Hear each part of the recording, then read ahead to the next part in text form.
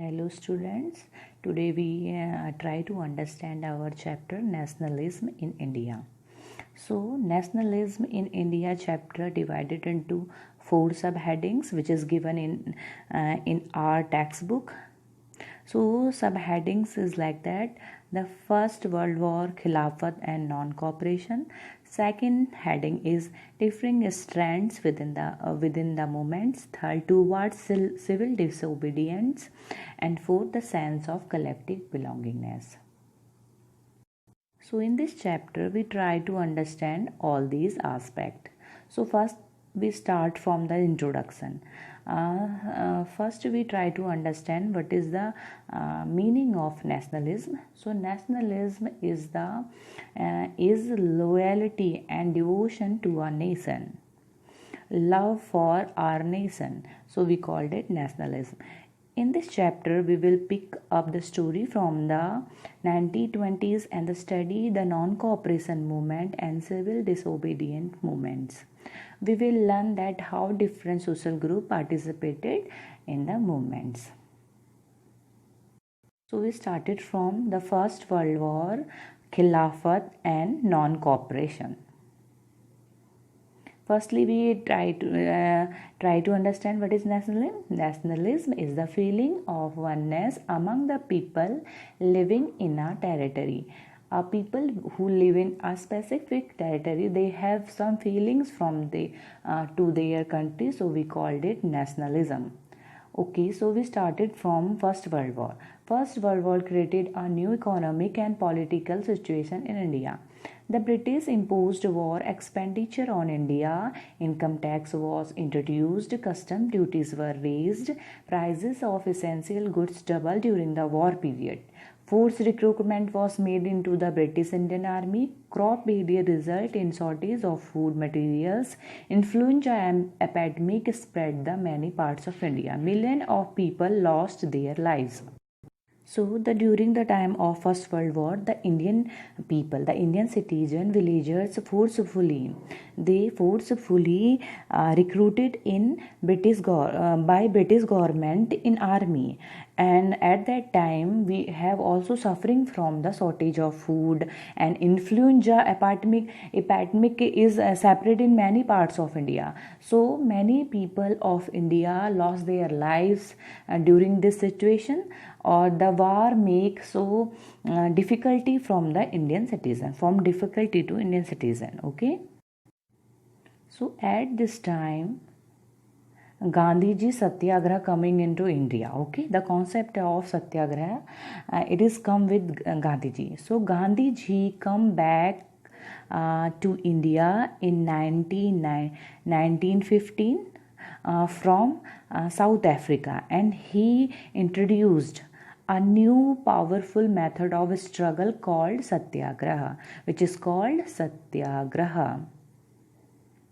So Mahatma Gandhi come back to India from South Africa in 1915, and which is they introduce new method of struggle and movement.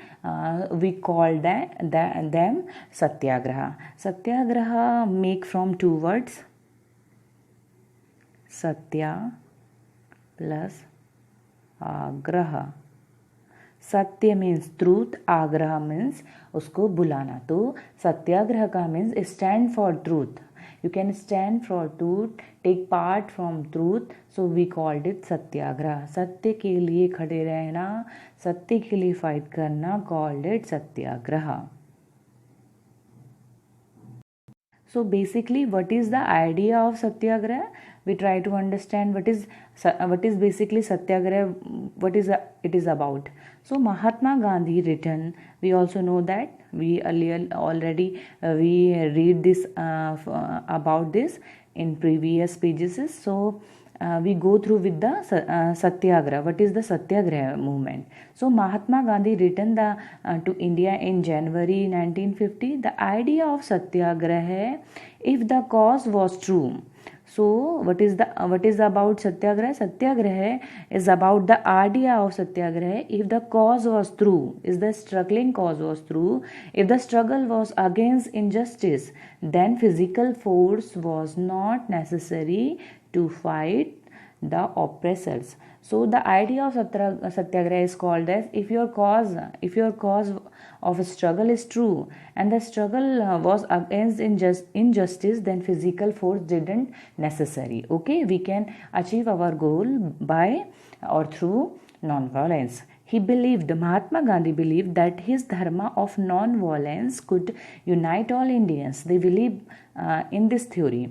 So in 1960, he traveled to Champaran in Bihar to inspire the peasants to struggle against the oppressive plantation system. So in 1960, they traveled to Champaran, okay, which is in Bihar. So in 1917, Mahatma Gandhi organized a satyagraha to support the peasant of Kheda district of Gujarat. Okay, and in 1980, Mahatma Gandhi went to Ahmedabad to organize a satyagraha movement among cotton mill workers. So in this we try to understand how they use their satyagraha for achieving all these goals. Okay. So here is images given about Mahatma Gandhi and their satyagraha movement. Mahatma Gandhi ji organized three type of satyagraha in India. First is Champaran movement. Champaran movement held in 1916. It was a movement of workers in the indigo plantation, okay, of the Champaran district of Bihar. It was against the oppressive plantation system.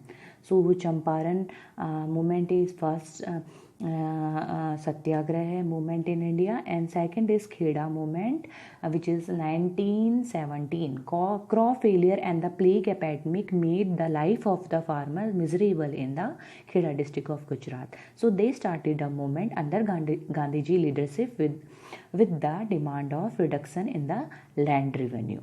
And third is mill workers movement. Low wages and poor worker condition forced to mill workers of Ahmedabad to start a movement under Gandhiji leadership in 1980. So in 1916, 1970 and 1980, there are three satyagraha organized by Mahatma Gandhi, which was success. So we next topic is the Rowlatt Act. The Rowlatt Act. In 1919, the Rowlatt Act was passed by the British government. In 1990, this act have the government enormous power. This act gave the British government enormous power for repressing political activities and allowed detention of political prisoners for 2 years without any trial. So we also called it the Rowlatt Act, the blind law. And what is the opposition? On the 6th April 1919, Gandhiji started the non-violence civil disobedience movement for opposing the Rowlatt Act with the national-wide hustle. Second, shop were closed down.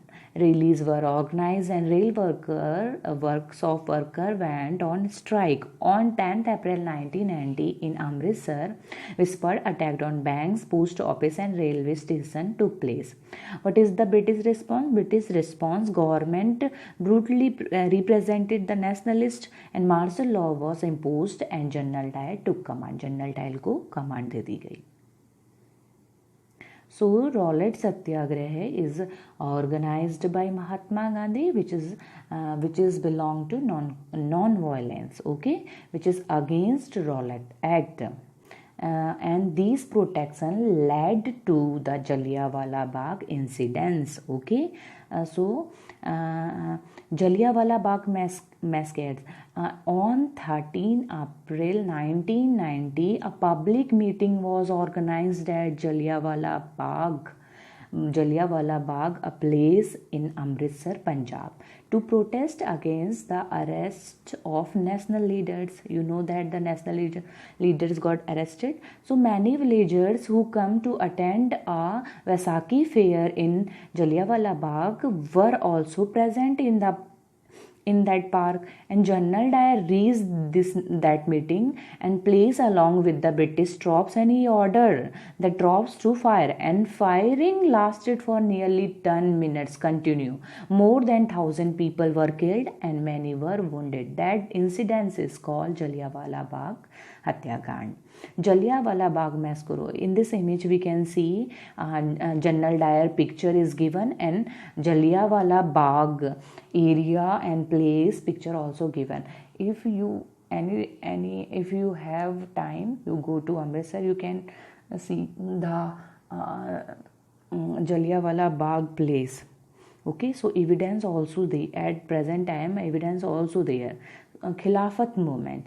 It was a movement organized by Muhammad Ali and Shaukat Ali, which is Ali brothers. Why the Khilafat movement is held? Why they organized this movement? Because this movement aim was to protest against the injustice done to Turkey by British government after the First World War.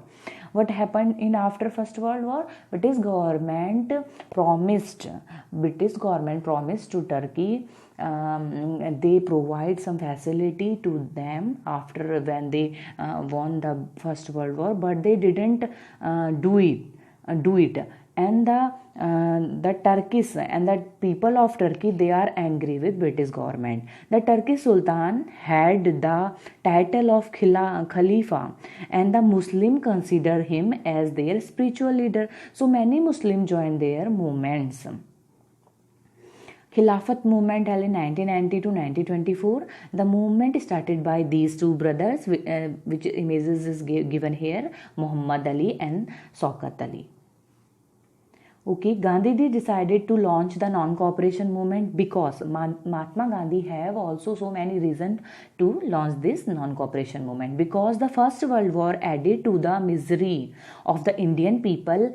They imposed them heavy taxes, high prices, famines and epidemic made people's life also miserable. And Rowlatt Act invited large-scale protection throughout the country. And Jallianwala Bagh Hatyakand also is there, and the justice done the Punjab made Indian angry. Muslim become unhappy with the British government due to the ill treatment of Turkey. They started Khilafat movement. The Congress session at Nagpur 1920 adopted Gandhiji's the idea of non-cooperation. So in Congress session, the Congress party also adopt this concept and this idea of non-cooperation. So what is non-cooperation movement? Non-cooperation movement means Gandhiji went they want that all the Indian peoples do not cooperate with British government. So non-cooperation was launched under Gandhiji leadership in 1920. It aimed at protesting against the injustice done to Punjab and Turkey and the attain Swaraj.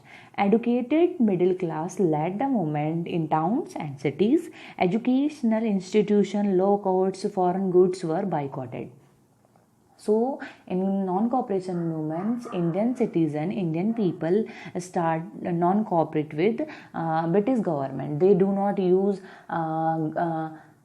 government schools, government hospital. Teacher do not go to school teach students, and student not go to government schools. So they are not using all the government institutions, and also all the people are start wearing khadi. Because most of cloth come from outside in India, so they are starting wearing khadi. And they also stitching khadi by themselves. Okay, so we over this subtopic is here.